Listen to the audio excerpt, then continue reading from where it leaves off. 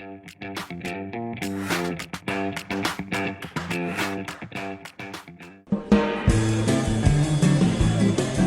everyone, and welcome back to English Pod. My name is Marco.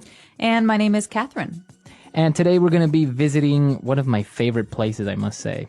Really? So you're you're a big meat eater. I am. I have to have meat every day, so that's why I usually go to the butcher. All right, so vegetarians, be warned. Today's dialogue is all about eating meat and where to go to get meat. So as Marco said, that place is called the Butcher's. So we're going to be visiting the butcher, and we're going to learn all the different types of meat you can find there. Great. So we don't have anything to preview, but before we get started, just like to mention that you're going to hear a lot of different kinds of words, and we'll be back in a minute to talk about what they mean.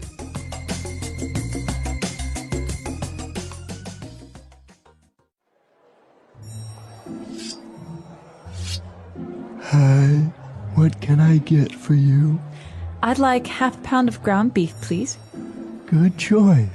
Our ground beef is extra lean, if you know what I mean.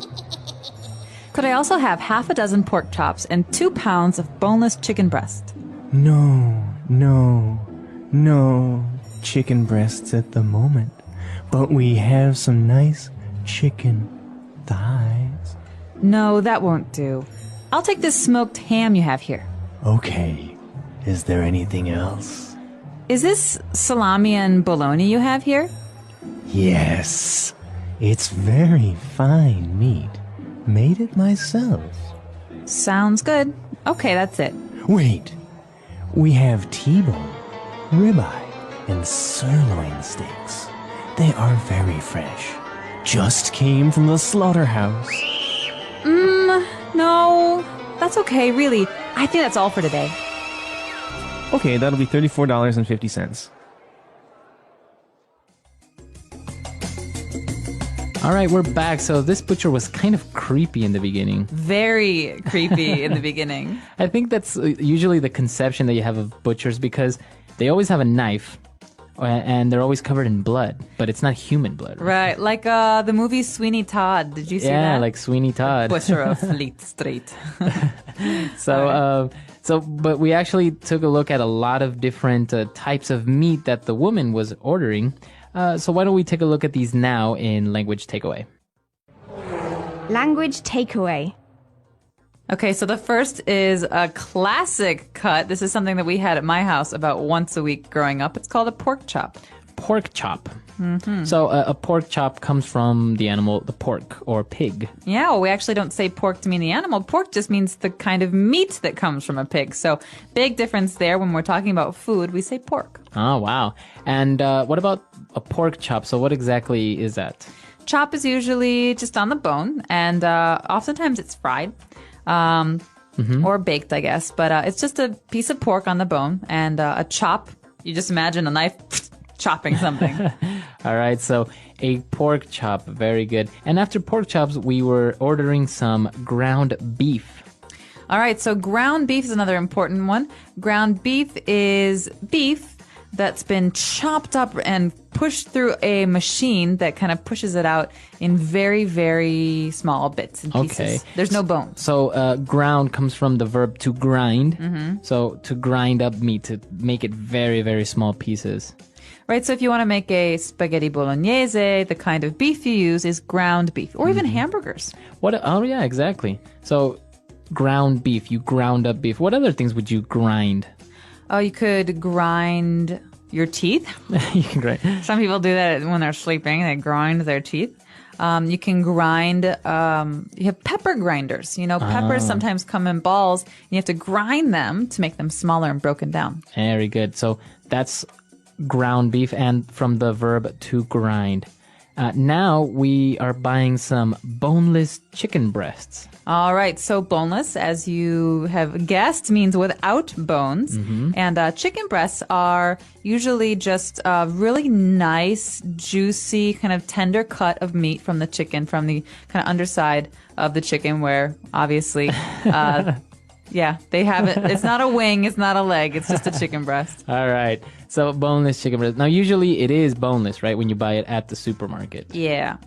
Next up, we've got some classic deli counter favorites. These are our cold cuts. All right. So cold cuts. Now, this means that they are cold. Oh, well, yeah, they're cold. But I think cold cuts, the most important thing to remember here is that they're mostly like kinds of salami or cured meats. So these are salt cured or they're dried meats. And you usually have them on sandwiches. So like a salami sandwich. So like cured meat, you mean that meat hasn't been cooked? Oh, no, it's not been cooked, but it's treated in a way that allows it to last for a very long time. All right, so they look like long tubes of meat. Or they look very dry. So Look very dry, like all beef right. jerky, for example. All right, so cured meat. Now, for example, we have salami and bologna. Bologna. Now, it's interesting because bologna is actually spelled Bologna.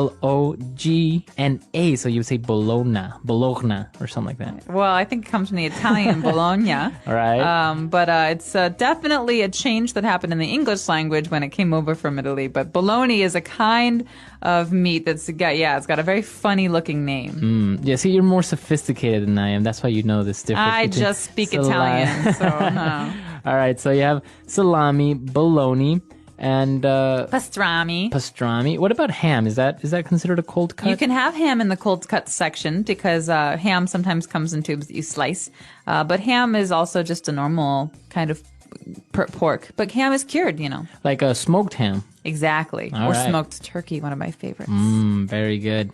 And now moving on from the cold cuts, we're going to concentrate on steaks. Ooh, steaks. So there are 1,000 kinds of steaks in this world, and every city seems to have its own kind. But here we're only looking at 3, the first of which is the T-bone. All right, the T-bone steak, I think, is one of the most popular ones. Definitely. It's a steak that's pretty big, right? Yeah, well, yeah, it can be. And it has a bone inside that looks like a T. All right. So you're saying, Marco, that the T-bone is named after the shape and the look of this steak. Yeah, T-bone steak. All right. And as well as our next one is also a rib eye. Okay, so the rib eye, I think, actually has a piece of the rib in it. So the rib is the bone, and there's a circle, which is kind of the piece of meat is sliced off the rib, and the circle is actually part of that rib. So there's a little bit of bone in it, but it's not as bony as the T-bone. Right. So it does have one small bone that kind of looks like an eye because you can see through it. And our next steak has no bone and is the most tender and the best steak you can have, sirloin steak. So I think the sirloin is definitely the most expensive if you're in a restaurant. Definitely the most tender, I think, of all It's those delicious. kind of cuts. And usually you can have like a big sirloin steak, like a half a kilo, like a 400-gram sirloin steak. I had a friend who ate a full kilo Really? sirloin steak. Yeah. Wow. Is it a competition or? No, there's a kind of steak called la bistecca alla fiorentina in Italy. It's the Florentine beef steak, and it can be about a kilo of meat. Wow. Yeah. I bet you can't even move after that. No, you fall asleep with your head in your soup on the table. All right, so that's all the meat-related words that we have for you today. So why don't we move on now to Fluency Builder, where we're going to take a look at some of the phrases in this dialogue. Fluency Builder. We're going to look at the phrases, if you know what I mean. If you know what I mean. Now, I love this phrase, if you know what I mean. I do know what you mean. Well, it's I weird. like it too. So you can use it for sarcasm, Yeah. right? Or you can use it to kind of insinuate something, right? Exactly. Yeah. So here's what you're saying. You're saying there's a double meaning in what I want to say. So there's 2 things I could say, and I'm not going to say it outright, but this thing that we can't really say. So, for example, we can say, She likes to go out, if you know what I mean. all right, so you're insinuating that not only does she like to go out, but maybe Maybe she goes out a lot. a lot, or maybe she gets drunk or something like that. Yeah. So it's kind of like a double meaning, but you're trying to be subtle. Yeah, but it's not so subtle because you're actually saying, like, this is not what I mean. Or, she's eating for 2, if you know what I mean. Ah, there we go. So you're insinuating that Well, you're not really insinuating. You're telling me that. She's pregnant. Eating for two is a common idiom in English that means that a woman, is going to have a baby. So here I'm saying, hey, do you know this idiom? She's eating for two, if you know what I mean. Right. Wink, wink, wink. Wink, wink.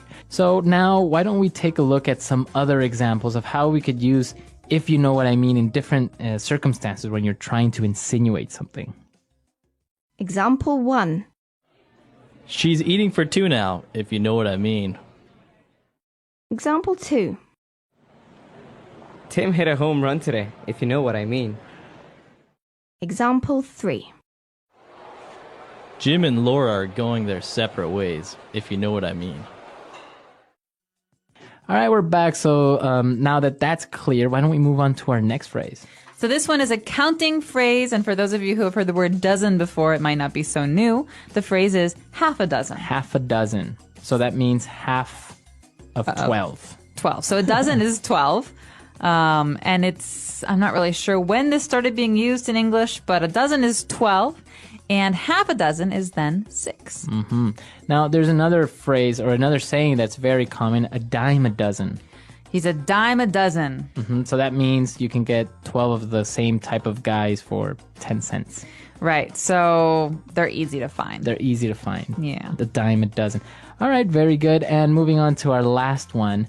When they were talking, they said something about the meat being lean, extra lean. Okay, lean, this does not mean lean on a door. Right. This is not like resting on something. This is actually a kind of way to describe food. Mm-hmm. And so food is lean if it's not got much fat. It's not fatty. Okay, so if it's lean, it doesn't have much fat. Exactly. So I prefer to eat lean meats. So I often eat birds and poultry. So chicken, I like it pretty lean. And if it's got fat on it, I'll cut the fat off. Oh, okay. Like the skin. Mm-hmm. The skin is fat, right? Yeah. All right. So you can have lean beef. It doesn't have much fat around it. Yeah. And in America, actually, on the packages at the supermarket, it often says the percentage of meat that you have. So it's 95% lean or 98% lean. So that means you have 3% fat in there. Exactly. Or 2. Or 2%. My math skills are amazing. All right. So, now that we've finished with all of these words on Fluency Builder, let's take a look at our dialogue for the last time.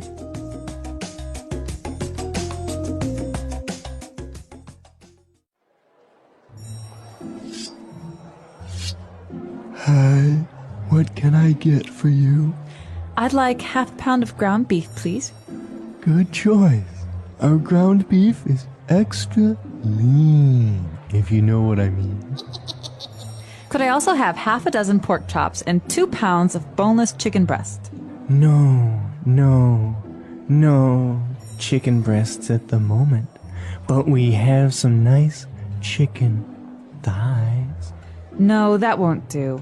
I'll take this smoked ham you have here. Okay, is there anything else? Is this salami and bologna you have here? Yes, it's very fine meat. Made it myself. Sounds good. Okay, that's it. Wait, we have T-bone, ribeye, and sirloin steaks. They are very fresh. Just came from the slaughterhouse. No, that's okay, really. I think that's all for today. Okay, that'll be $34.50.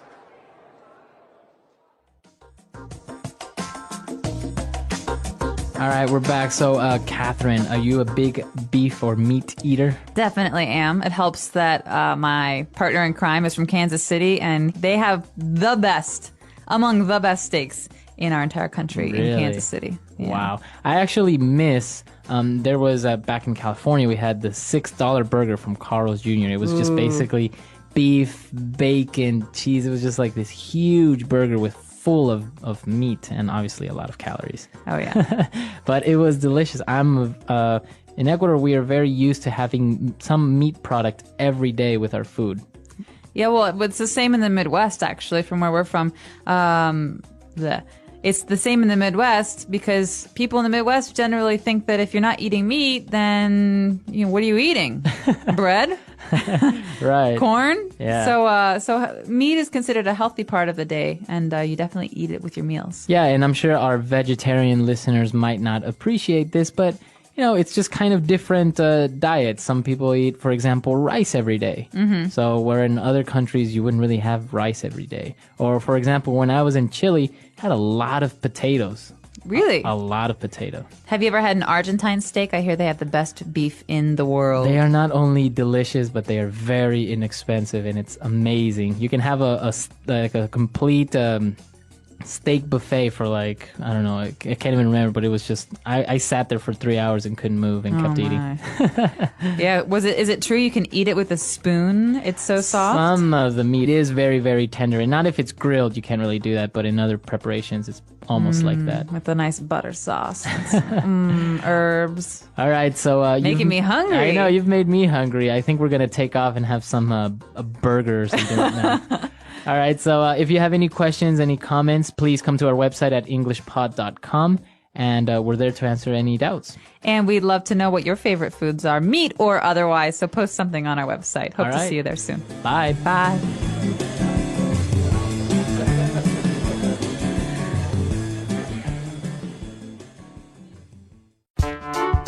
The English Pod audio review. Listen to the meaning, then say the vocabulary word. Beef that has been put through a grinder. Ground beef.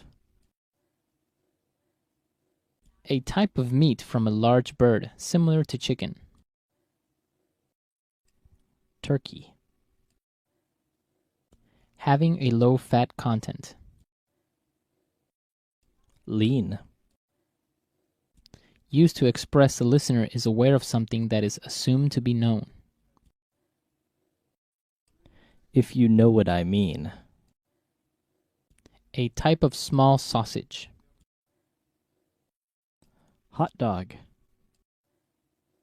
A cut of pork in a individual size.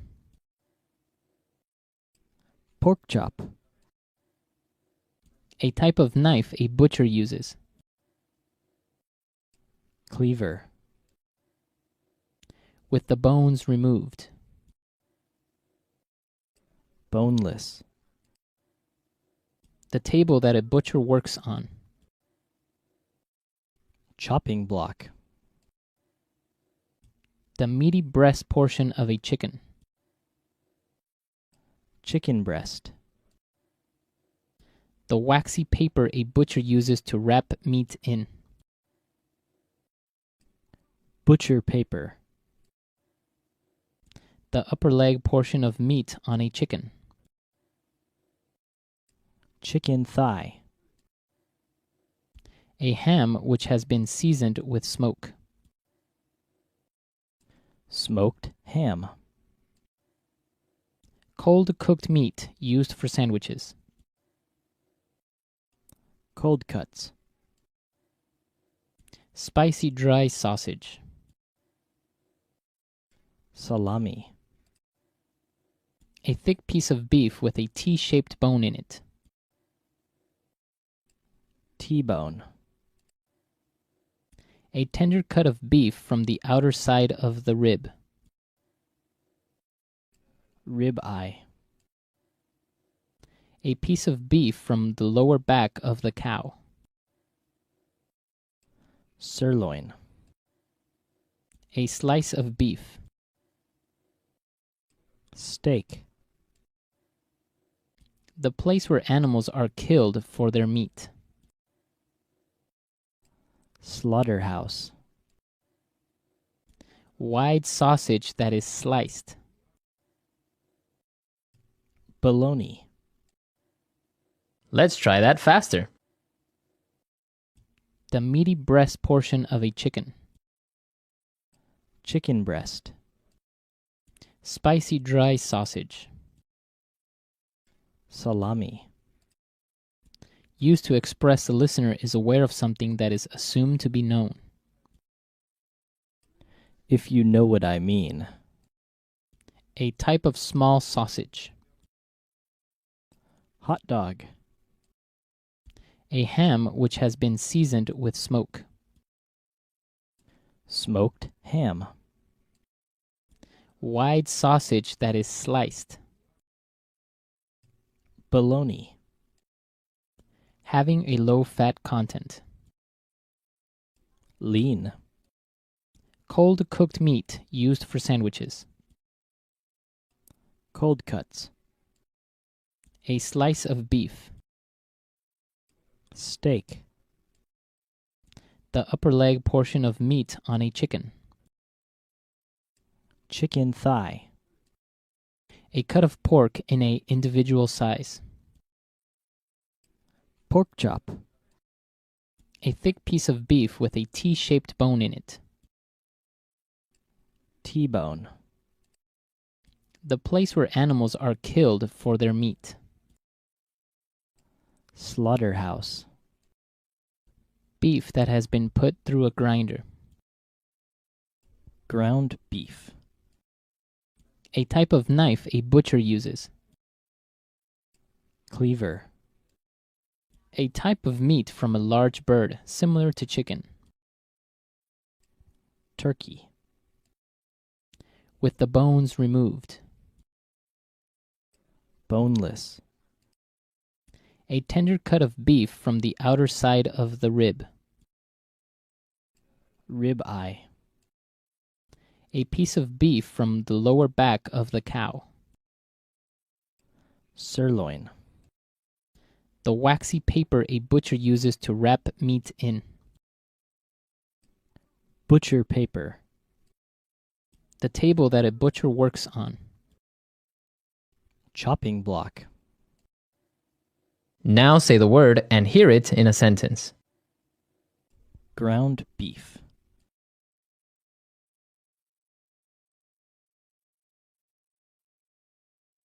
You should be sure that ground beef is cooked well. Otherwise, you can get sick. Ground beef.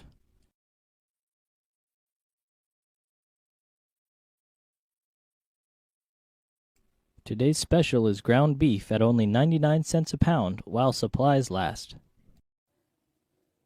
Ground beef.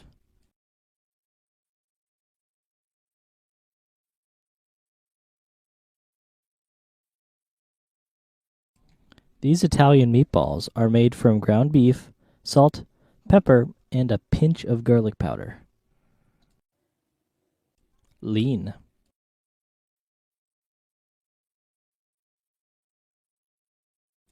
Tommy is on a diet, so he only eats extra lean meat. Lean.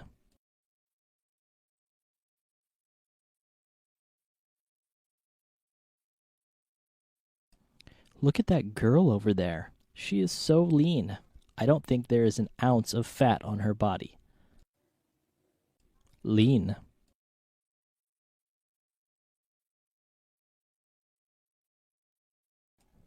We want to make the company leaner and more responsive to the demands of the market. If you know what I mean.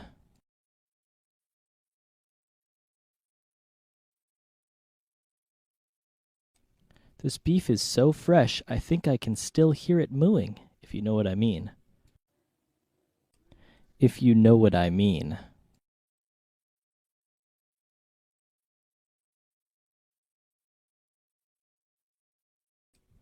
I know what you mean. The internet is so slow, I'm not sure I'm even connected. If you know what I mean.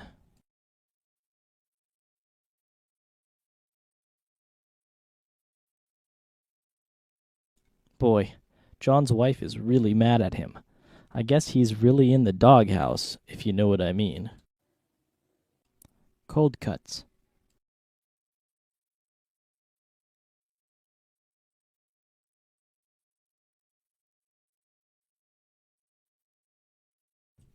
Are we all prepared for the picnic? Let's see here. We have bread, cold cuts, mustard, silverware, plates. Cold cuts.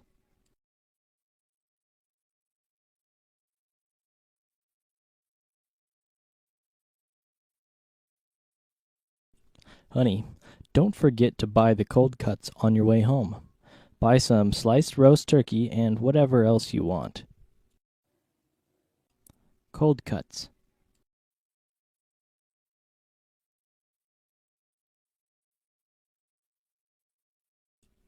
I would prefer a bowl of steaming noodles rather than some stale bread and cold cuts.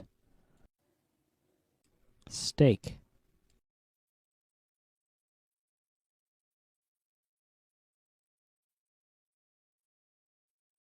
Before I got this great job, I was so poor, but now it's steak for dinner every night. Steak.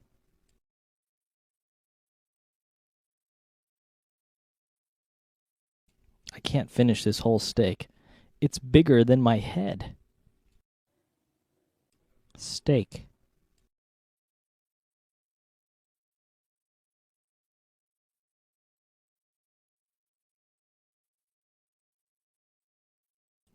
You can choose how long your steak is cooked. Rare steak often still has blood in it, while well done is almost entirely burnt.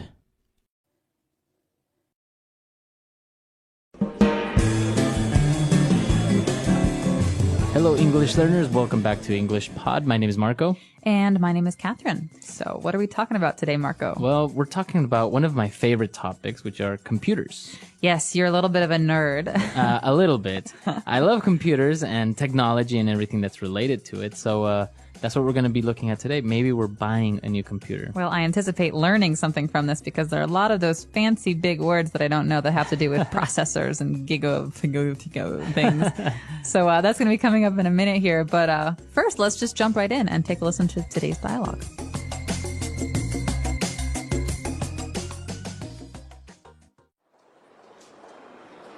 So, can you fix it? I'm sorry, sir. This computer is not broken or damaged. It's simply just too old. That's why your programs and applications are running slow. There really isn't much I can do. What do you mean? I bought this computer just 3 years ago. Yes, but technology is ever-changing, and technology is becoming obsolete faster and faster. Okay, I know where this is going. How much will it cost me to get a new computer? Well, this desktop over here is our latest model. It has a 4 gigahertz processor with 16 gigabytes in RAM and a hard disk with 1 terabyte. Of course, it includes a mouse, keyboard, and desk speakers. I have no idea what you are talking about.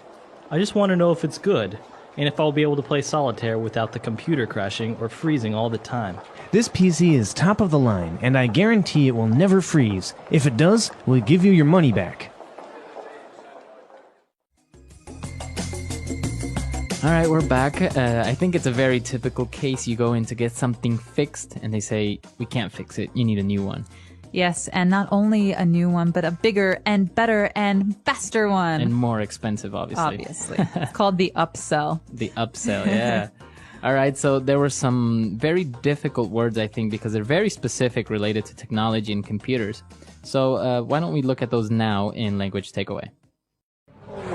Language takeaway. All right, so the first word we have today is when something is no longer in use. Okay, so this word is obsolete. It's obsolete. Obsolete. And we're not just talking about like, oh, I haven't touched that pen in like 10 years. We're talking about a piece of technology that is no longer useful because there's something else that can do a better job. Right. And actually, not only with technology, we also have words that are obsolete, right? Mm-hmm, exactly. Like thy or thine, you or yours. Classical English. We don't use thy anymore. No. But thou art very summary today, Marco. We don't use that anymore. That's obsolete English, right? Or obsolete words. Exactly. So obsolete means it's no longer of use. We have better and newer things in its place. All right.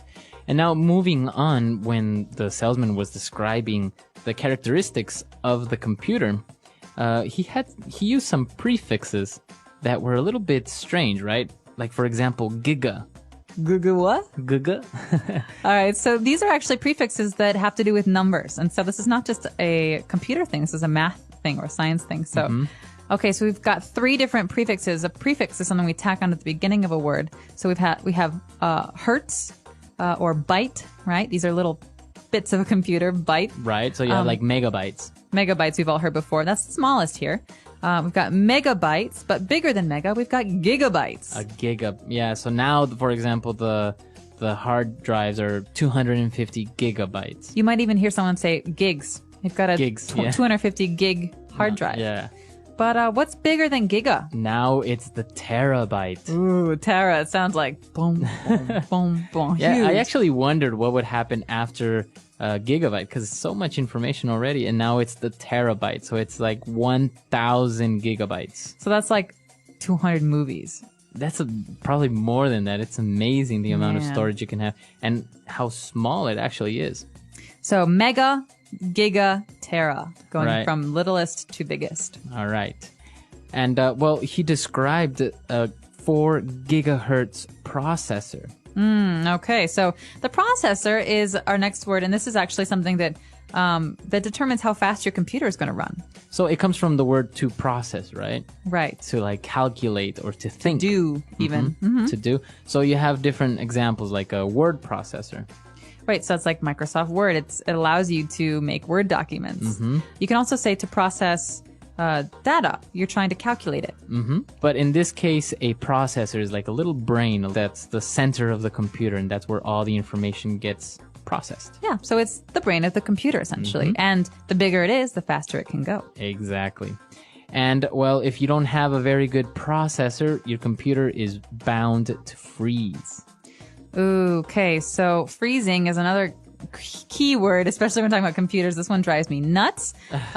To freeze, it means to stop moving. Right. Right? So, well, it has a couple different meanings. You might have heard it about ice before, but to freeze here, we're talking about stopping moving. So we have a game called freeze tag, where if I touch you, you have to stop running. Right. But here we're talking about a computer freezing. I'm moving my mouse and I'm typing, and all of a sudden, It doesn't work my anymore. mouse doesn't move. I can't close or open or do anything, and it's really frustrating. It's very, especially if you're doing something and you didn't save your work, it's gone. Right? So if your computer freezes, then usually you have to restart it or turn it Yeah. off or not. So that is about it for those words, but let's take another listen and slow the dialogue down this time so you can catch some of those big words.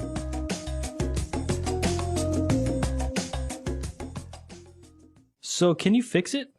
I'm sorry, sir. This computer is not broken or damaged. It's simply just too old. That's why your programs and applications are running slow. There really isn't much I can do. What do you mean? I bought this computer just 3 years ago. Yes, but technology is ever changing and technology is becoming obsolete faster and faster. Okay, I know where this is going.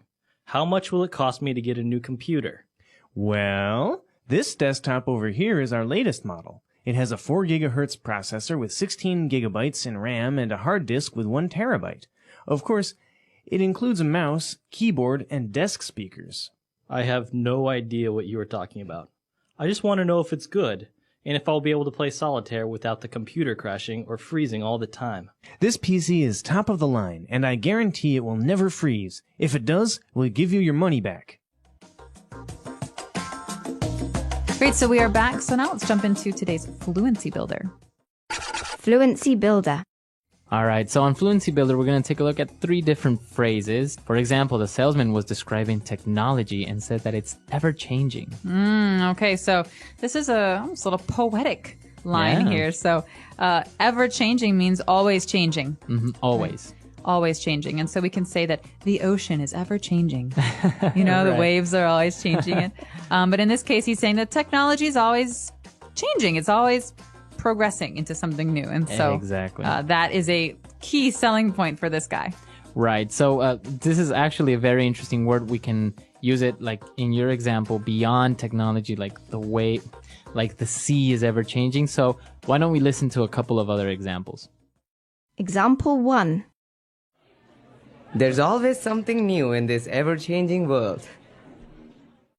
Example 2. Times are ever changing, and we must prepare ourselves better every day. Example 3. The flu is an ever-changing virus that continues to claim many lives. All right, we're back. So now we understand the ever-changing. So the man who's trying to buy this computer, or at least get his computer fixed, really starts to get frustrated with the salesman. And he says, okay, I know where this is going. So he hears the sales pitch. He hears this guy trying to loosen him up a little bit. He says, I know where this is going. So what does this mean? This where something is going? So basically, what direction a conversation or a topic or a situation is taking. Okay, so he's saying, I know why you're telling me these Right. things. I know your motive. Or I know what's happening. I know what you're going to say. Okay, so he's essentially saying, I know you're going to try and sell me a computer. Right. All So you can use it in other circumstances, right? For example, a relationship. I don't know where this is going. Right. What is going? Classic breakup line. I just don't think I know where this is going anymore. So in reference to the relationship, right? Yeah, We so- don't know what's happening. Are we serious? Are we maybe going to get married? I don't know anymore. I can't tell where this movie is going. It's so like, ooh, here and there and boring. Yeah, you and- don't know the plot. Yeah. All right. So it's a very common phrase, and it sounds very natural when you say it, right? It does, and that's why it's Fluency Builder really helps you sound like a more native English speaker when you use these kind of phrases. And the next one is also very, very good when he describes the condition of the computer. He says it's top of the line. Top of the line. Now, what line we're talking about, I do not know, but this Like is above average line. right. So this is the best of the best. This is the top model or the top computer, and you can definitely imagine a car salesman using this. Yeah. Yes, this BMW is top of the line. It's the best money can buy. Yeah, that's another good one. So basically, top of the line is the best of the best, the above average, right? More than above average. It's the best you can do. And The so best you can the buy. guy is saying, listen, this is our best computer. Really, you should buy it. And obviously, top of the line usually costs a lot of money. Yeah, it's usually for something that costs money, right? For things. You wouldn't really use it for a person, right? He's top of the line. No. Top of the line, I think, generally refers to electronics and cars Yeah. or like motorcycles. And so you often hear top of the line stereo, top of the line TV, top of the line car. But you wouldn't say this about food or Yeah. people or art. Yeah, you wouldn't say this painting is top of the line. Nah, no, not about like very unique things. You'd say Right. this about kind of manufactured things. Very good. So we've taken a look at a lot of great phrases. Why don't we listen to our dialogue for the last time, and then we'll come back.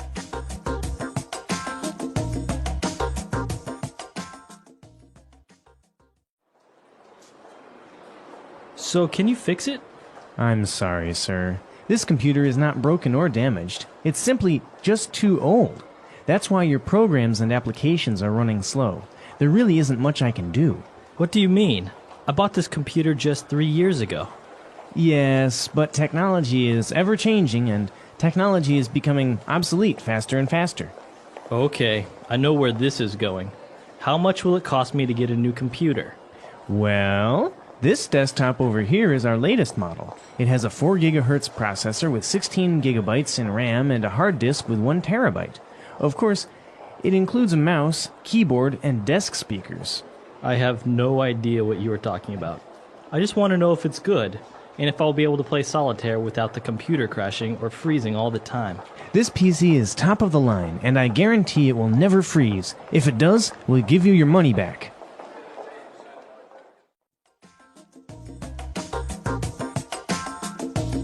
All right, we're back. So computers. Catherine, I know you recently got a nice Macintosh. Yeah, I did. It's one of those big screen ones, right? Yeah, it is. It's a desktop, right? So it's not a laptop. And it's got a very fast processor because Macs started using Intel processors a couple of years ago, and that made them much faster. Wow, and this processor actually has 2 cores, right? So basically it has 2 different brains almost within one processor. Which gives it really bad headaches. She complains to me often. Are you a big Mac fan or PC fan? I'm a Mac fan. Really? I've been converted. My roommate in college, my sophomore year, had a Mac, and ever since then, I've really gotten into them. So, Really? yeah, I went Mac and didn't turn back. I still honestly cannot really use a Mac. I get confused. I'm looking for the start button, and I'm looking for where my documents are. It's really hard to change over. Right? Yeah. But once you do, you don't want to change back because everything is so much easier on a Mac. Really? But if you're really into PC gaming, then you should probably stick with the PCs because the games just don't really compare on Macs. But I've heard that also Macs don't really suffer from viruses, right? No, they don't, which is great because I always used to get these viruses that would slow down my computer because, you open some email and all of a sudden there's nastiness on your desktop. Well, now I don't really have that problem. And also there's really wonderful photo editing software and video editing software. Right. So everything's just really easy to find and easy to use. What about you, listeners? Do you prefer the Mac? Do you prefer the PC? Or maybe some of our listeners don't really even like computers? Well, let us know either way. We're very curious to hear what you have to say. And of course, writing on our comments section is great practice for your English. Right. So we'll see you guys there. And until next time. Bye, everyone. Bye.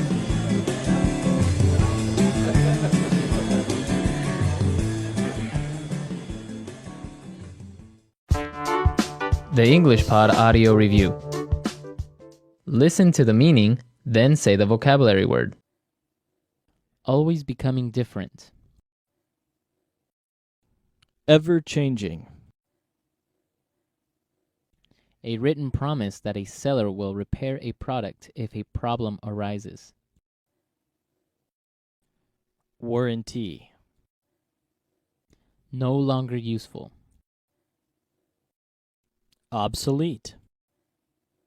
A portable computer. Laptop.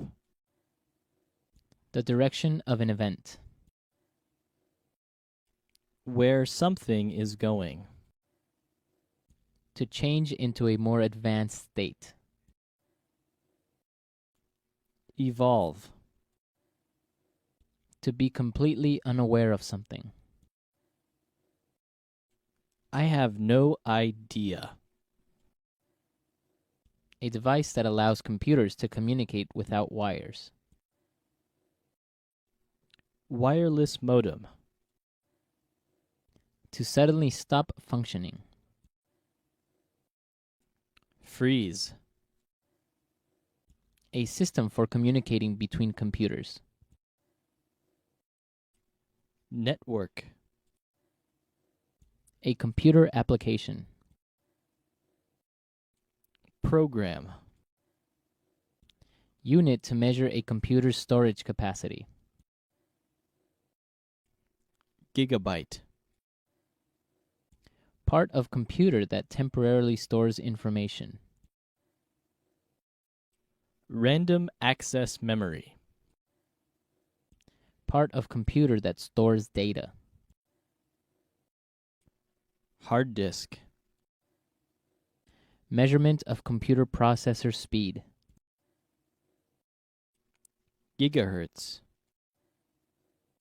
Device in a computer that manages operations. Processor. To suddenly stop functioning. Crash. To make a written promise. Guarantee. Let's try that faster. A computer application. Program. Measurement of computer processor speed. Gigahertz. The direction of an event. Where something is going. Unit to measure a computer's storage capacity. Gigabyte. No longer useful. Obsolete. Device in a computer that manages operations. Processor. Always becoming different. Ever changing. A device that allows computers to communicate without wires. Wireless modem. A written promise that a seller will repair a product if a problem arises. Warranty. Part of computer that stores data. Hard disk. To suddenly stop functioning. Crash. To make a written promise. Guarantee. part of computer that temporarily stores information. Random access memory. To suddenly stop functioning. Freeze. A portable computer. Laptop. To change into a more advanced state. Evolve. A system for communicating between computers. Network. To be completely unaware of something. I have no idea. Now say the word and hear it in a sentence. Ever-changing.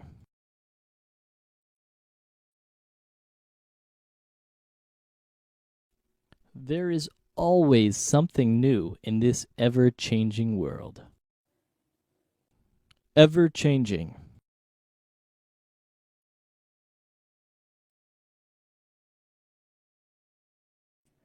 Times are ever-changing, and we must prepare ourselves better every day. Ever-changing.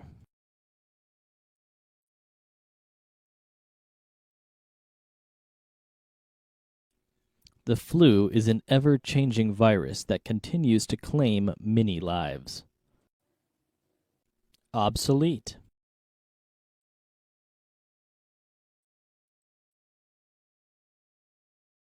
This fleet of battleships from World War II is completely obsolete. Obsolete.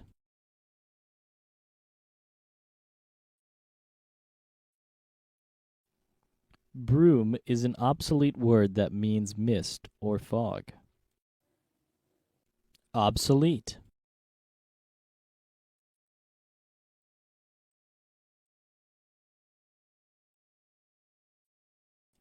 A VHS is a device that is practically obsolete nowadays. Who buys tapes anymore? Where something is going.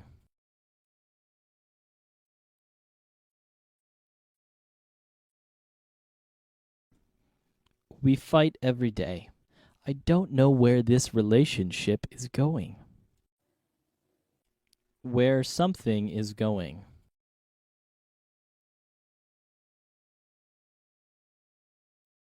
Where is this movie going? I don't understand what's happening. Where something is going.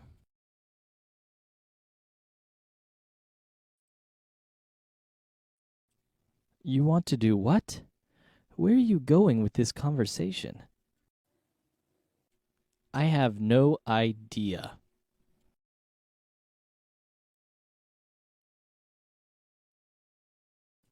I can't find my keys. I have no idea where I put them. I have no idea.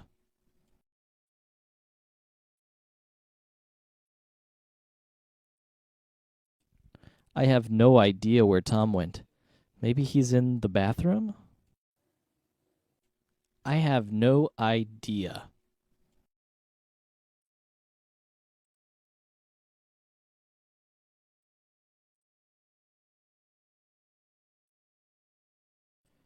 You have no idea how embarrassed I was.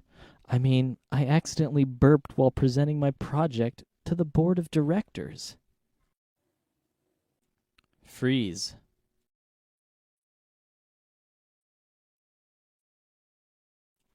If your computer freezes, you'll have to shut it down. Freeze.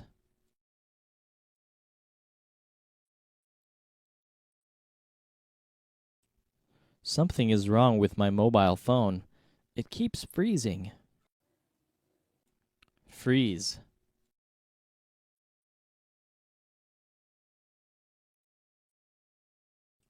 The files are not ready yet because my computer froze last night.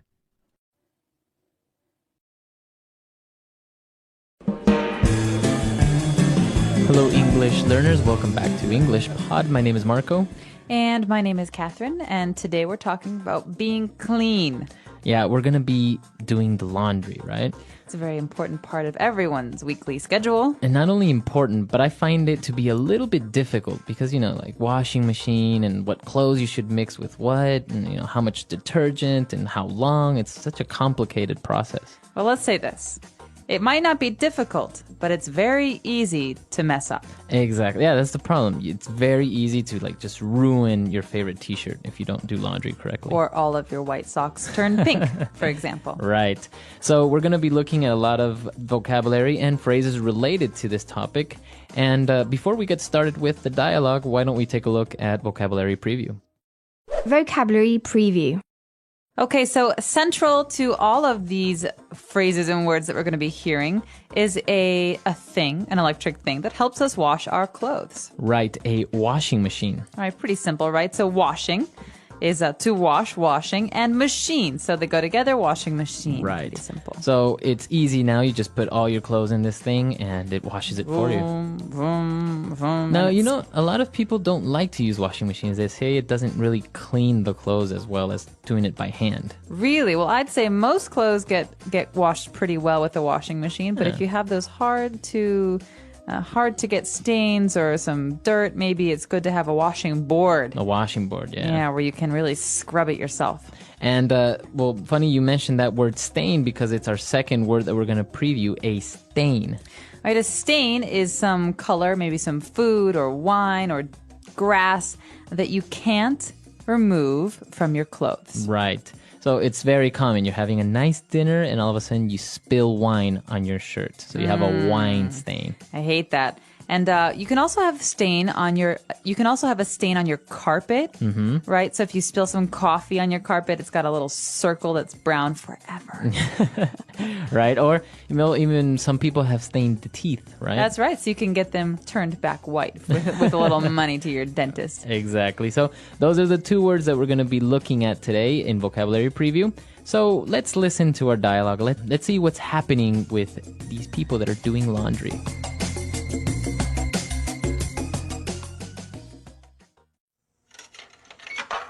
Okay, let's go through this one more time. I don't want any more ruined or dyed blouses. I know. Okay, so I had to separate the colors from the whites and put them in this strange-looking contraption so-called washing machine. Right. You have to turn it on and program it depending on what type of clothes you're washing. For example, for delicates, you should set a shorter washing cycle. Also, be sure to use fabric softener and this detergent when washing. So complicated.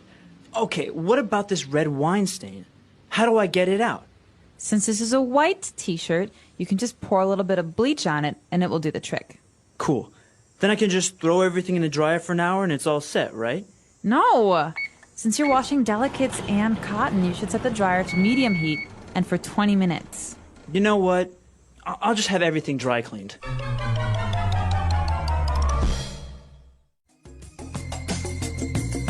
Okay, so we've got someone who's maybe doing the laundry for the first time, and he's not really understanding the instructions he's got. Well, that's the thing, I tell you. It's a little bit difficult, and, it's very tedious at times to try and do laundry like this. Well, the first thing that's maybe tedious about it is that you have to really worry about what colors go together. Right, so let's take a look at those words that were related to doing laundry now in Language Takeaway. Language takeaway. Okay, the first word we have is actually related to a joke we made earlier about pink socks.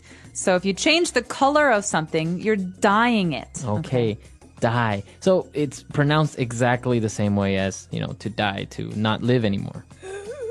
Die. But it's spelled differently. D-Y-E. Okay, so it can be a verb or an adjective. Or a noun. Or a noun. So something that you put on clothes to change the color is called a dye. A dye. But to do this, to change the color of some clothes is to dye the clothes. Mm-hmm. So that's maybe what happens when you wash a red t-shirt with all your white t-shirts. Then you have dyed shirts. You have pink shirts and... And also women, when they go to the beauty salon, they dye their hair. Exactly. So that means you change the color of your hair. It means it's a long-term change. It's not short. It's not like one day. Right. It means probably for a long time. So that's the correct word, to dye. Very different. Maybe some people say to paint, which, we understand, but the correct form would be to dye. And next we have a word that describes a certain kind of clothing. We're not talking about pants or socks. We're talking about delicates. Delicates. So now this adjective, delicate, which means it's very Easy to break. fragile, right? Yeah. But this is a noun, delicates. Right, so you think of something that's easy to break or to ruin, maybe you think of underwear. Underwear. Underwear is something you wear under your clothing, and so it's generally not as strong as a shirt or a pair of jeans. And so we call these in English delicates. Very good. So you have to be careful when you're washing your delicates because it's happened to me before. You put them in with all the clothes and then you have stretched out boxers or something like that. Yeah, so that's why many women I know wash delicates by hand. So you separate the clothes from the delicates. Very good. And now if you're washing delicates or you're washing towels or t-shirts, it's always a good idea to use fabric softener. All right, fabric softener. What are these two words? One of them you understand already. Maybe it's soft softener. So it makes it soft. Yeah, something that makes something softer. We've got fabric softeners. That's something that makes the clothes that you wash softer. So fabric is any type of material, right? Like a textile. Yeah. So it could be cotton or silk Or nylon. linen. So these are all kinds of fabrics. So you pour a little bit of this in your washing machine and your clothes come out really nice and soft. It feels nice just talking about it. All right. And also to wash your clothes, to actually make them clean, you use detergent. Right. So many people might want to say the word soap because soap is what we use to wash our hands and our dishes. But here we have detergent. So this is a special soap for your clothes. Right. Laundry detergent. Yeah, you could just say laundry. You could say laundry detergent or simply detergent. And now in order to remove those nasty stains that maybe are very hard, you would use a chemical called bleach. All right. So bleach is the dangerous chemical because it smells very strong. Right. And it can change the color of your clothes to white or yellow. So we usually only use bleach with white clothes. I actually had a friend who changed the color of his hair to white using bleach. He put bleach on his head and on his hair and it just turned white. Oh, wow. So many people do that because they want to go from dark colors to light colors. And in that case, you could say that he dyed his hair white, but usually you would say he bleached his hair. It's so we understand that it turned white. Exactly. So those 5 words we just looked at in language takeaway, they're important. They're related to doing laundry. So before we move on, let's listen to our dialogue again, but a little bit slower.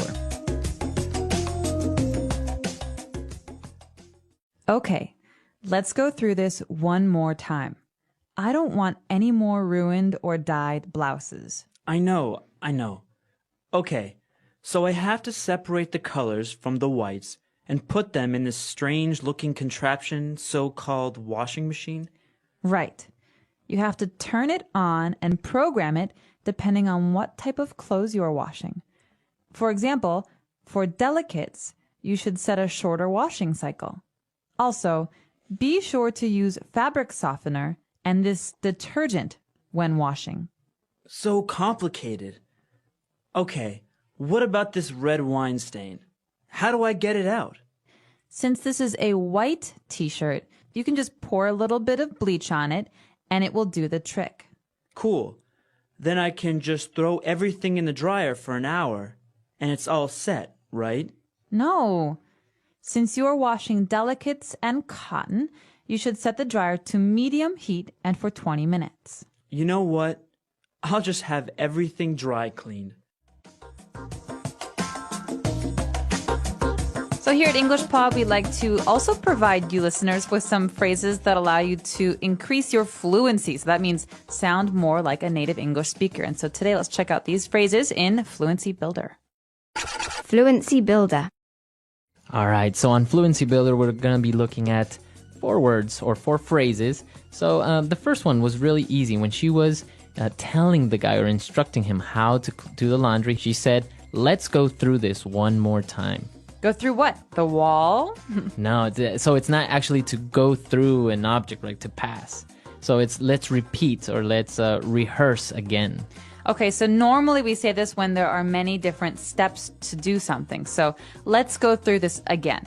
When you leave work, you go home, you unlock the door, you open the door, and then it means that there's a process. Right. You know, there are many steps, and so let's go through this again as a way for us to say let's think about and discuss this process. Very good. So we also use it maybe when we're studying. So let's go through this subject one more time. Can we go through chapter 5 again? I didn't understand it. Exactly. So you would reread at chapter 5.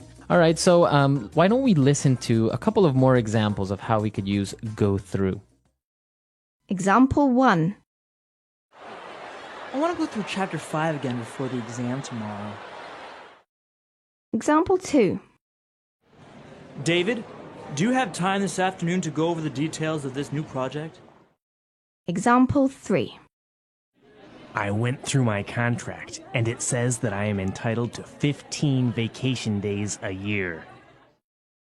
Now, this next phrase is very common when we're using sarcasm, when we're trying to make jokes. So we say, so-called. Right. So she said this so-called contraption. It's like she doubts that it's really a washing machine. So I could say, her so-called boyfriend wants to go out tonight. So I say that because he doesn't really act like a boyfriend. Right? So you're being sarcastic. It's a very good way, an easy way of demonstrating sarcasm. Yeah, and actually in the 1990s in America, there was a very famous TV show called My So-Called Life. And right, so this is my so-called life. It's almost like, it's not really like I have any control over it. So. Yeah, or I don't really have a life because it's kind of boring. Yeah, so my so-called life, not Right. bragging. It's So a joke. So you can say my so-called friends, my so-called job. Basically, you can almost be sarcastic with anything. Yeah, but be careful that you know that it's a joke, because if you're trying to be serious, you might make some people angry. Right. And now, well, she was explaining the whole process of how to do it, and when she recommended using bleach, she said that should do the trick. Trick. So dogs do tricks, right? Right, but to do the trick, right? What So it's what got is a she different saying? meaning. All right, so she's saying this should work. This should fix your problem. So that should do the trick. So Marco, I've been having this itch on my foot, and I just can't seem to figure out what to do with it. Do you have any suggestions? Yeah, you should maybe just put some ointment on it, and that should do the trick. All right, cool. Thanks for the suggestion. Yeah, so very easy. It's just a way of saying that should solve your problem. All right, great. So that should do the trick, or it will do the trick. And, well, we have one last phrase, all set. All set. So this is another phrase that has two words that always go together to mean, well, we're finished. We're done. Everything is ready. Everything is ready. We're all set to go on vacation. So my bags are packed. I have my passports. We are all set. Or after a meeting, you can say, are we all set here? That means, are we finished? Is it time to leave? Very good. So we are almost all set. Let's listen to this dialogue one last time.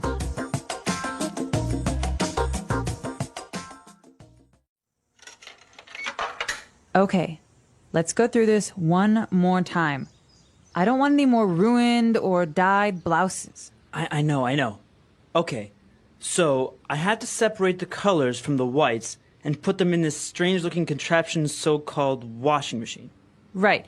You have to turn it on and program it depending on what type of clothes you're washing. For example, for delicates, you should set a shorter washing cycle.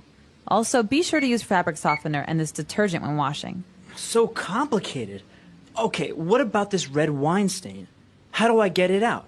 Since this is a white t-shirt, you can just pour a little bit of bleach on it and it will do the trick. Cool.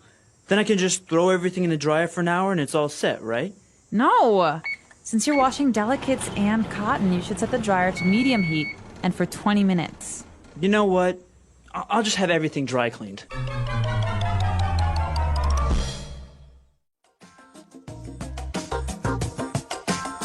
Have you ever had any laundry mishaps? Have you ever lost a sock, dyed something? Have I ever? I hate doing the laundry. Why? It's so much. It's time consuming. It takes a lot of time, and I have no patience. And so normally when I was at least when I was in college, I would take all of my laundry in a bag and I'd throw it in the washing machine and I'd put it on cold, because cold water, it's okay for all colors, but hot water makes the colors bleed. I took out the clothes and put them in the dryer. And afterwards, I saw all my clothes were clean except for my 3 sweaters, which were small enough for babies. Oh, you And shrunk so, it. Yeah, I shrunk 3 brand new sweaters. Oh, Yeah. that's too bad. The problem that I have when doing laundry is that I forget that I started doing laundry. So all of a sudden, I'm doing laundry in the morning and then the clothes are washed, but they're still in the washing machine. And I remember like the next day.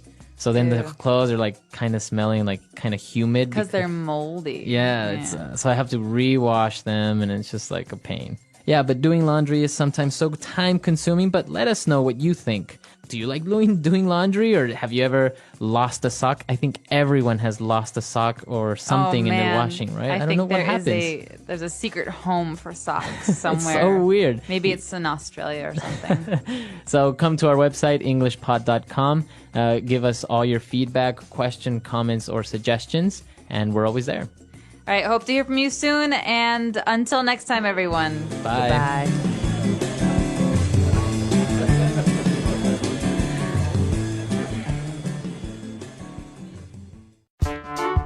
The English Pod Audio Review.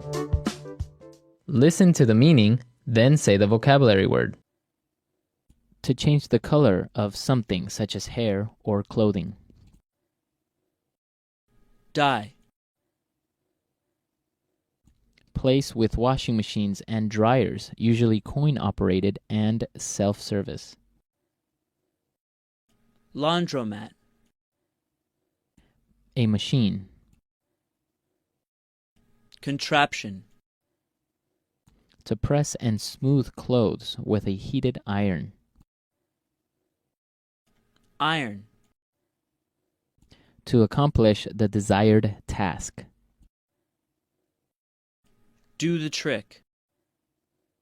To stiffen clothes with a chemical compound. Starch. Ready, prepared. All set. A cord, rope, or wire on which clothes may be hung to dry or air. Clothesline. A way to clean clothes without water. Dry clean. Basket or space where dirty clothes are put. Clothes hamper. Let's try that faster. A way to clean clothes without water. Dry clean. A cord, rope, or wire on which clothes may be hung to dry or air. Clothesline. To change the color of something such as hair or clothing. Dye. Basket or space where dirty clothes are put. Clothes hamper. A machine. Contraption. To press and smooth clothes with a heated iron. Iron. Ready, prepared. All set. To accomplish the desired task. Do the trick. Place with washing machines and dryers, usually coin-operated and self-service. Laundromat. To stiffen clothes with a chemical compound. Starch. Now say the word and hear it in a sentence. Dye. Nicole goes to the beauty salon every 3 months to get her hair dyed. Dye.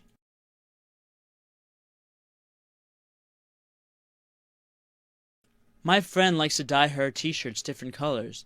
They look really nice. Dye.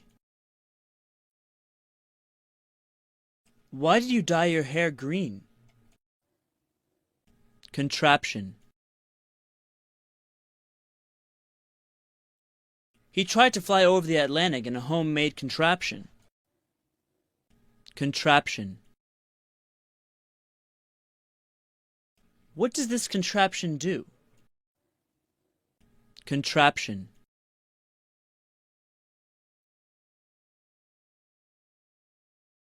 Leonardo da Vinci was a great inventor that designed many different contraptions. Do the trick.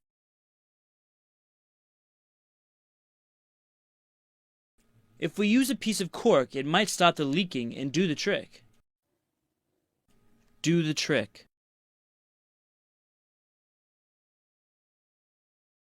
The soup was too salty, so I added some potatoes, which did the trick. Do the trick.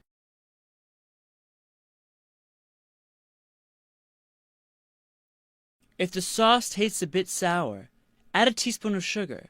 That should do the trick. All set.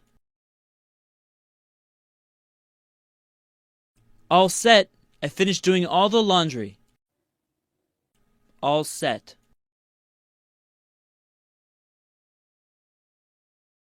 We have our luggage and passport, so we are all set to go to the airport. All set. The preparations for the wedding are all set. Dry clean. If you want to remove that stain, you need to have that dry cleaned. Dry clean.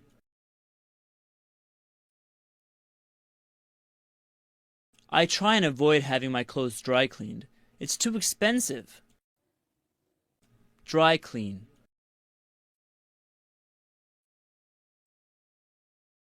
I took my favorite leather jacket to the dry cleaners and they lost it.